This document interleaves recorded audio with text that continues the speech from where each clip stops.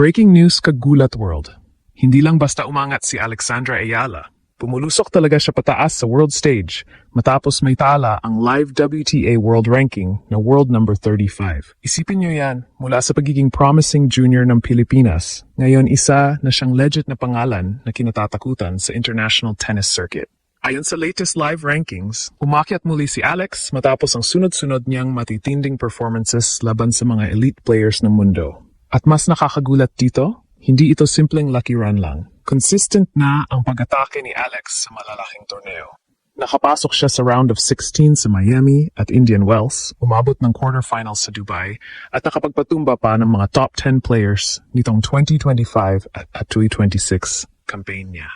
Unti-unti nang nabubuo ang imahe na matagal nang hinihintay ng Philippine tennis, isang tunay na global superstar. Habang maraming veteran stars ang pababa na ang momentum, si Alex naman ang tila rocket na hindi mapigilan ang pag-akyat. At tandaan natin, 20 years old pa lang siya. Napakabata pa para sa level na naabot niya ngayon. Kaya maraming analysts at fans ang naniniwalang hindi imposible na makita natin siyang maging top 20 o baka top 10 pabalang araw. Ito na ba ang simula ng pinakamalaking tennis era sa kasaysayan ng Pilipinas? Grabe talaga ang nangyayari kay Alex ngayon. Parang bawat linggo may bagong history na sinusulat ang batang ito para sa Philippine sports. At ngayong May 2026, isa na namang napakalaking milestone ang tumama. Live world number 35 na siya sa WTA rankings. Para sa maraming casual fans, baka simpleng numero lang ito. Pero sa mundo ng professional tennis, napakalaking statement nito. Ibig sabihin nito, hindi na lang basta future star si Alex. Hindi na siya underdog na sinusubukang makapasok sa elite conversation. Nandoon na siya mismo sa pintuan ng tennis elite. Nakikipagsabayan na siya sa mga Grand Slam contenders, sa mga veteranong sanay sa pinakamalaking stage sa mundo. At isipin natin kung gaano kahirap makarating dito. Ang tennis ay isa sa pinaka-brutal na sports pagdating sa consistency. Hindi sapat ang isang magandang tournament lang.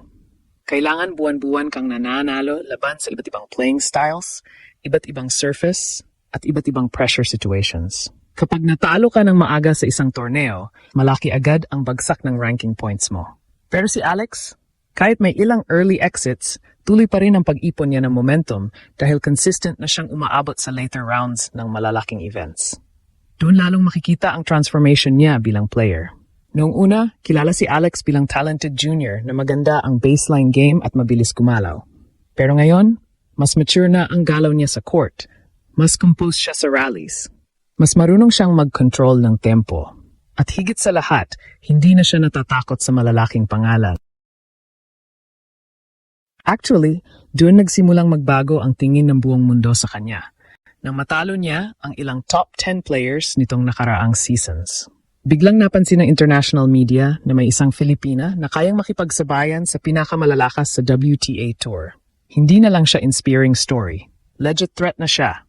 At napakalaking bagay nito para sa Pilipinas. Sa loob ng maraming taon, bihira tayong magkaroon ng athlete sa tennis na umaabot sa ganitong level.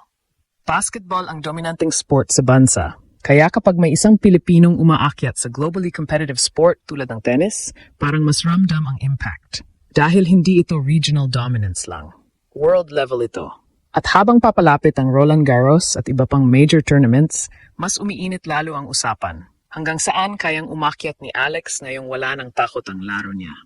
Ang pinaka nakakatakot ngayon kay Alex ay hindi lang ang ranking niya, kundi ang pakiramdam na parang hindi pa siya tapos umakyat. Dahil kapag tiningnan mo ang trajectory ng career niya nitong nakaraang taon, malinaw na may malaking pagbabago sa kabuuang aura niya bilang atleta. Noon, pumapasok siya sa torneo bilang exciting young player.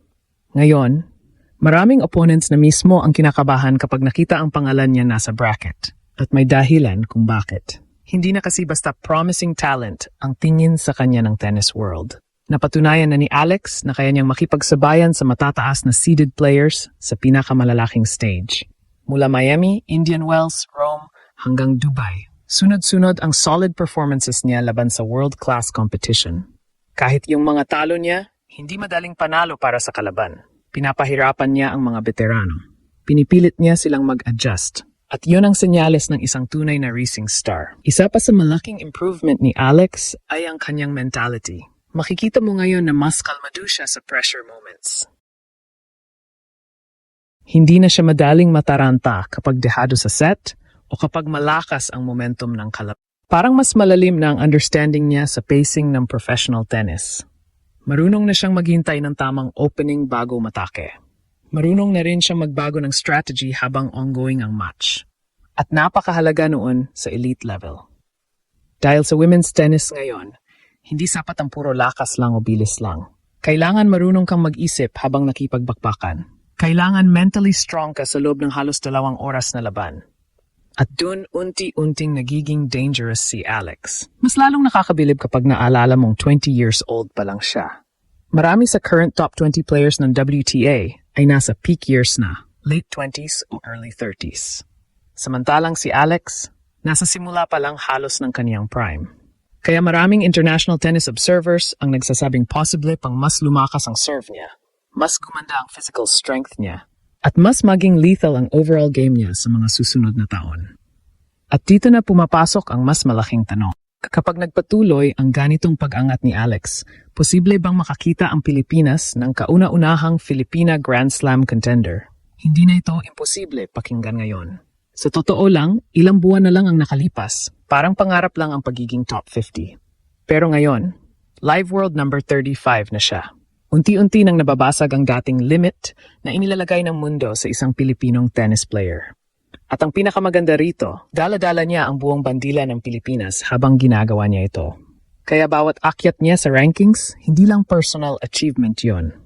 Parang unti-unti rin niyang binubuksan ang pinto para sa susunod na henerasyon ng mga batang Pilipinong nangangarap sa international tennis.